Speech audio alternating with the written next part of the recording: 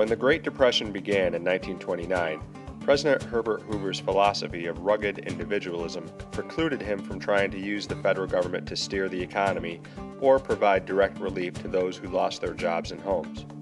When Franklin Delano Roosevelt became president in 1933, he took a much different approach. Roosevelt wanted the federal government to be extremely active in fighting the Great Depression. During his first 100 days in office, he and the Democratic-controlled Congress proposed an unprecedented number of federal programs to try and fix the economy. Collectively, these programs were called FDR's New Deal. The goal of the New Deal was to bring relief, recovery, and reform to the American economy. Some New Deal programs focused on financial and banking reforms. Others focused on creating jobs or providing unemployment relief, while others focused on fixing issues with farms or American industry. One of the first things that FDR felt had to be done was to stop the collapse of the American banking system. After the crash of 1929, thousands of banks across the country closed as nervous shareholders tried to withdraw their money at the same time. Without healthy banks, the economy could not recover. FDR got Congress to pass the Emergency Banking Relief Act. As part of the act, the government declared a national bank holiday, which means banks across the country were temporarily shut down. While they were shut down, federal auditors had to examine each bank before it was allowed to reopen for business. Roosevelt then went after Wall Street and the stock market. By creating a new agency, the Securities and Exchange Commission, FDR hoped to reform and regulate the stock market. The SEC is essentially in charge of policing the stock market in order to prevent the type of fraud and abuse that contributed to the crash. Another major banking reform was the Glass-Steagall Act.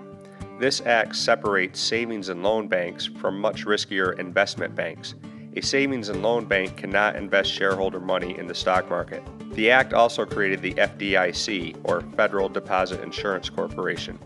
The FDIC insures individual bank accounts in order to encourage people to put their money in banks. With FDIC insurance, there is much less risk for shareholders of losing their life savings if a bank happens to crash. To slow down bank foreclosures on homes, the Homeowners Loan Corporation was established so that homeowners in crisis could refinance their mortgages rather than lose their homes. FDR felt that a key component to getting the economy running again was reducing unemployment. If the private sector was not creating enough jobs, Roosevelt was willing to use the federal government to stimulate the economy by creating jobs. This is what some people call pump priming the economy. The theory goes that if the government spends money to create jobs, workers will then spend their wages, which will then create more demand and therefore even more jobs, much like priming a fuel pump in order to get it flowing on its own. One of the first job creation programs was the Civilian Conservation Corps, which was aimed specifically at young unemployed men who were roaming the country hopping on freight trains and looking for work. The CCC put thousands of these young men to work building and maintaining national parks. CCC workers received free room and board, and they were paid $30 a month, $25 of which they would send home to their families. Another program was the Public Works Administration. The PWA spent $5 million financing public infrastructure projects like building roads, bridges, and other large construction projects.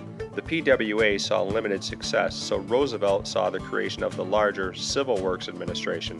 The CWA employed 4 million workers and spent $1 billion financing more infrastructure projects. Another series of New Deal programs focused specifically on improving the nation's agricultural and industrial sectors. One controversial program was the National Recovery Administration. The NRA, not to be confused with the National Rifle Association, was a voluntary association in which businesses and industries agreed to adhere to a set standard of practices. These codes of fair competition, as they were called, were designed to create more consistency among businesses. Among the practices NRA members agreed to follow were set prices, wages, and work hours. Businesses who agreed to join the NRA displayed the Blue Eagle logo so that they could let customers know that they were doing their part in the economic recovery. Realizing that overproduction of crops was hurting farmers, the Agricultural Adjustment Act paid farmers to produce less in the hopes that it would lead to a rise in prices. Another program to assist poor rural citizens was the Tennessee Valley Authority, which built a power grid in the Tennessee Valley in order to bring electricity to one of the poorest regions of the country.